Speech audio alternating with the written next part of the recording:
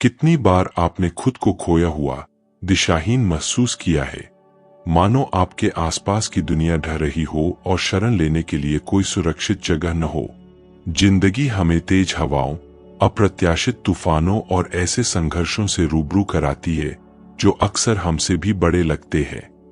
ऐसे क्षणों में सवाल उठता है, हम कहाँ शरण पा सकते हैं? जब हमारी आत्मा थकी हुई हो तो हम कहाँ विश्राम कर सकते हैं? इसका उत्तर परमेश्वर के वचन में है, जो हमें भजन 46 पद 1 में याद दिलाता है कि परमेश्वर हमारा शरण स्थान और बल है, संकट में अति सहज से मिलने वाला सहायक। यह लोगों में नहीं, भौतिक संपत्ति में नहीं, हमारी भुजाओं के बल में नहीं, बल्कि प्रभु में है, जो अनंत सुरक्षा में निवास करते हैं। सुबह उठते ही हम अक्सर डर, असुरक्षा और दिन भर क्या होगा, इस चिंता से घिरे रहते हैं। लेकिन ठीक इसी पल पहला कदम उठाने से पहले ही हमें याद रखना चाहिए, ईश्वर हमारे साथ है। वे हमें त्यागते नहीं, हमें संयोग पर नहीं छोड़ते, बल्कि हर छोटी बड़ी बात का ध्यान रखते हैं। वही ईश्वर जो अपने हाथों से स्वर्ग को थामे रहते हैं, वही आपके जीवन को भी थामे रहते हैं। इसका मतलब है कि आप कभी अकेले नहीं हैं। चाहे समस्याएं आए, चाहे बुरी खबर आए, चाहे दरवाजे बंद लगे, प्रभु एक सुरक्षित आश्रय की तरह हमेशा मौजूद रहते हैं, जिसे हिलाया नहीं जा सकता। शायद आप किसी ऐसी चीज का सामना कर रहे हैं जिसके बारे में कोई और नहीं जानता। एक छिपा हुआ दर्द, एक बोझ जिसे आप चुपचाप ढोते हैं, एक डर जिसे आप अपने सबसे करीबी लोगों से भी जाहिर नहीं करते। लेकिन ईश्वर देखता है। वह आपकी बनावटी मुस्कान के पीछे क्या छिपा है, आपके तकिए पर गिरते आंसुओं को देखता है और उन विचारों को जानता है जो आपको रातों में जगाए रखते हैं। प्रभु आपके दुखों के प्रति उदासीन नहीं है। वह एक प्रेमपूर्ण पिता है जो अपने बच्चों से मिलने दौड़ते हैं जब वे मदद के लिए पुकारते हैं। और हर सुबह वह हमसे यह वादा दोहराते हैं कि उनका अनुग्रह हमारी कमजोरियों को सहने के लिए पर्याप्त है। ठीक इसी समय हमें चुनाव करना होगा, क्या हम अपनी शक्ति से संघर्ष करते रहेंगे, उस पर नियंत्रण पाने की कोशिश करते रहेंगे जो अनियंत्रित है, या हम ईश्वर की शरण में विश्राम करेंगे, इस विश्वास के साथ कि वे हमारे लिए संघर्ष करते हैं। प्रभु की शरण न केवल विश्राम का स्थान है, बल्कि शक्ति का भी। जब आप प्रार्थना में अपने घुटने टेकते हैं, जब आप उन चीजों को उनके सामने समर्पित करते हैं जिनका आप समाधान नहीं कर सकते, तो आपके भीतर कुछ घटित होता है। एक ऐसी शांति जो समझ से परे है, आपके हृदय में उमड़ने लगती है। एक ऐसी शांति जो परिस्थितियों पर नहीं, बल्कि ईश्वर की उपस्थिति पर निर्भर करती है। तो आज सुबह बस एक और साधारण दिन के लिए मत उठिए। यह याद करते हुए उठिए कि आपके लिए एक सुरक्षित आश्रय तैयार है, और वह शरणस्थल स्वयं प्रभु है। उनमें कोई अस्थिरता नहीं है, कोई स्थायी भय नहीं है, कोई प्रबल वेदना नहीं है। वे अशांत जल के बीच दृढ़ चट्टान है, तूफान के बीच आश्रय है, गहन अंधकार को चीरती हुई ज्योति है। भरोसा रखिए, क्योंकि जो परमेश्वर आपकी रक्षा करते हैं, वे आपको हिलाने की कोशिश करने वाली किसी भी चीज से महान है। अगर यह संदेश आपके दिल को छू गया है, तो मैं आपको आमंत्रित करता हूं कि आप इस चैनल को सब्सक्राइब करें, इसे लाइक करें, इस प्रार्थना को उन लोगों के साथ साझा करें जिन्हें इसे सुनने की जरूरत है, और टिप्पणियों में लिखें, परमेश्वर मेरा सुरक्षित आश्रय है।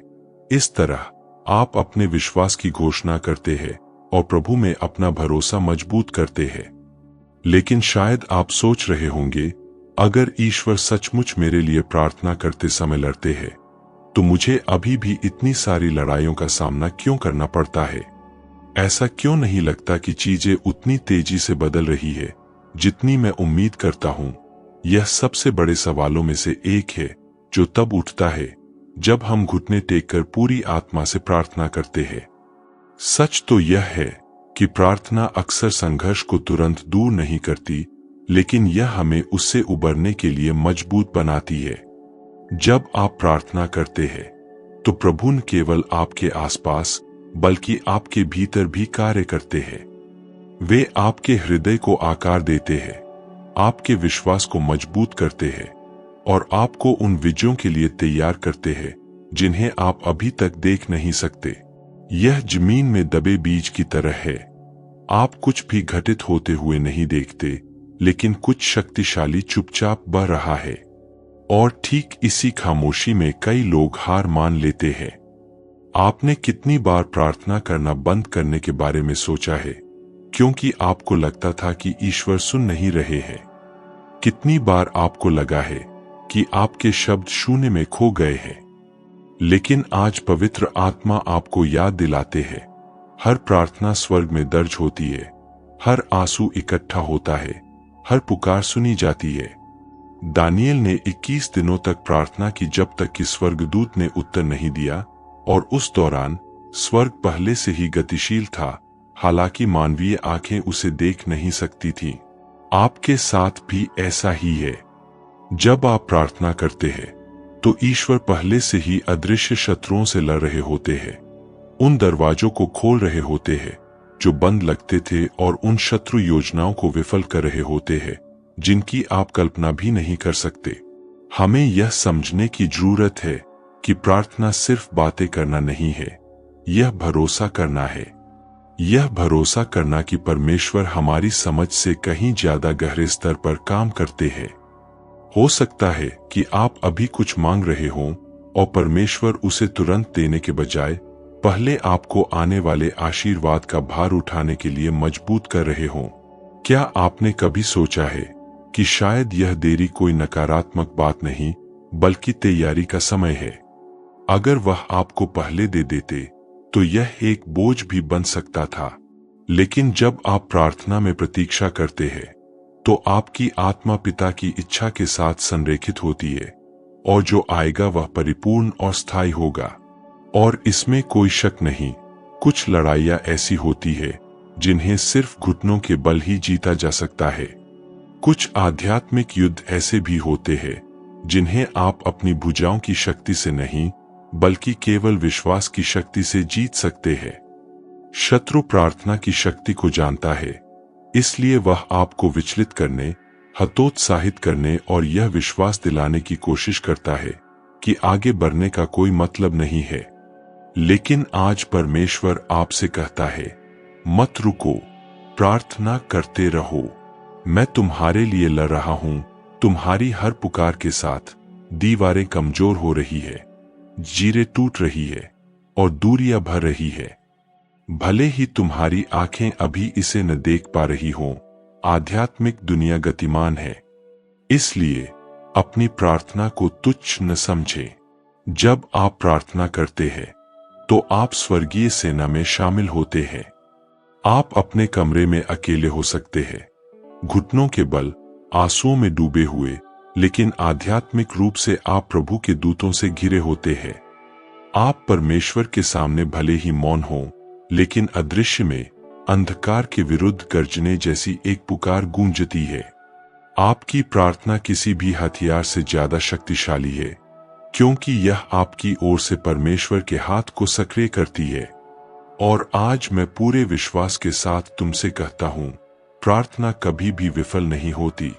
अगर तुम लंबे समय से प्रार्थना कर रहे हो और अभी तक कोई उत्तर नहीं मिला है, तो जान लो कि स्वर्ग पहले ही वचन के बाद से बदल चुका है।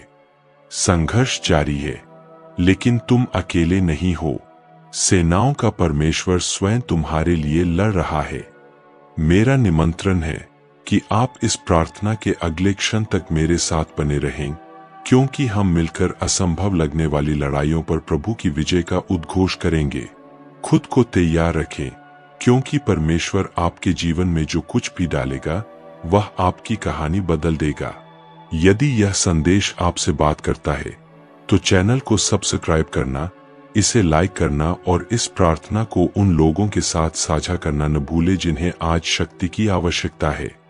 क्या आपने कभी सोचा है कि आपके जीवन में कितनी लड़ाइयां जीती गई है बिना यह जाने कि आप खतरे में हैं? आपके चारों ओर अदृश्य युद्ध हो रहे हैं, ऐसी परिस्थितियां जो आपके विश्वास को नष्ट कर सकती थीं, आपकी आशा को छीन सकती थीं और आपके हृदय को कुचल सकती थीं, लेकिन ईश्वर ने आपकी ओर से हस्तक्षेप किया। जब आप प्रार्थना करते हैं तो स्वर्ग आपके पक्ष में हो जाता है और जो असंभव लगता था वह साकार होने लगता है। ऐसा लगता है मानो अदृश्य हाथ बाधाओं को हटा रहे हों, आपके शत्रुओं के मुंह बंद कर रहे हों और आपके पैरों के लिए एक सुरक्षित मार्ग तैयार कर रहे हों। प्रार्थना शब्दों से कहीं बढ़कर है। यह आत्मा की पुकार है जो ईश्वर के सिंहासन तक पहुंचती है और उनके शक्तिशाली हस्तक्षेप को सक्रिय करती है। बाइबल में हम स्पष्ट रूप से देखते हैं कि युद्धों में विजय मानवीय शक्ति से नहीं बल्कि ईश्वर की उपस्थिति से मिलती है। दाऊद ने गोलियत को उसके कौशल के कारण नहीं बल्कि इसलिए हराया क्योंकि प्रभु उसके लिए लड़े थे।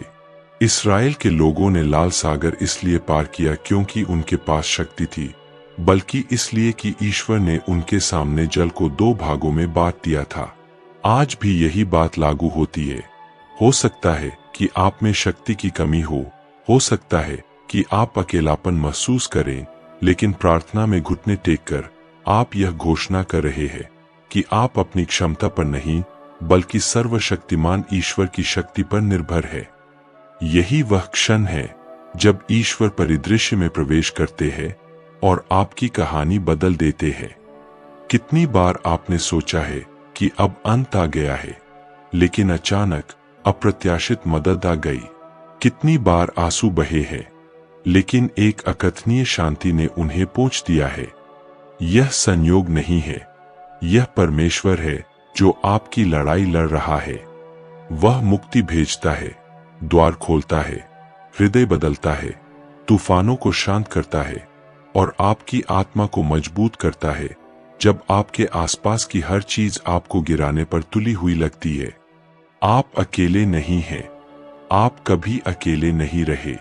वही परमेश्वर जो शेर की मांद में दानियल के साथ था, जो जेल में पौलुस के साथ था और गतसमनी में यीशु के साथ था, वही परमेश्वर अब आपकी देखभाल कर रहा है। तो अभी अपने संघर्षों को उसके हवाले कर दो। अपनी आंखें बंद करो, गहरी सांस लो और विश्वास के साथ घोषणा करो, प्रभु, मुझे आप पर भरोसा है। मुझे पता है कि जब मैं प्रार्थना करता हूं तो आप मेरे लिए लड़ते हैं। मुझे पता है कि मुझे जीवन का बोझ अकेले नहीं उठाना है, क्योंकि आप ही मेरी शक्ति, मेरा आश्रय और मेरी विजय है। जब आप यह प्रार्थना करते हैं तो असंभव भी संभव हो जाता है और एक ऐसी शांति जो समझ से परे है आपके हृदय में भर जाती है। परिणाम देखने से पहले ही परमेश्वर आपके जीवन में कार्य कर रहा है। इसलिए अपने दिन को आत्मविश्वास के साथ बिताए, यह जानते हुए चले कि एक स्वर्गीय सेना आपके चारों ओर है, आपके हर कदम की रक्षा कर रही है। शत्रु उठ सकता है, लेकिन वह गिरेगा भी, क्योंकि आपके लिए लड़ने वाला परमेश्वर महान है। आज का दिन नए विश्वास, दृढ़ आशा और इस निश्चय के साथ जीने का दिन है कि आप परमप्रधान की सुरक्षा में हैं। परमेश्वर असफल नहीं होते और उन्होंने आपके जीवन पर विजय का आदेश पहले ही दे दिया है। अगर यह प्रार्थना आपके दिल को छू गई है तो चैनल को सब्सक्राइब करें, इसे लाइक करें, इस संदेश को उन लोगों के साथ साझा करें जिन्हें इसे सुनने की जरूरत है और टिप्पणियों में लिखें, ईश्वर मेरे लिए लड़ता है। इससे आपका विश्वास मजबूत होगा और कई अन्य लोगों में आशा का संचार होगा।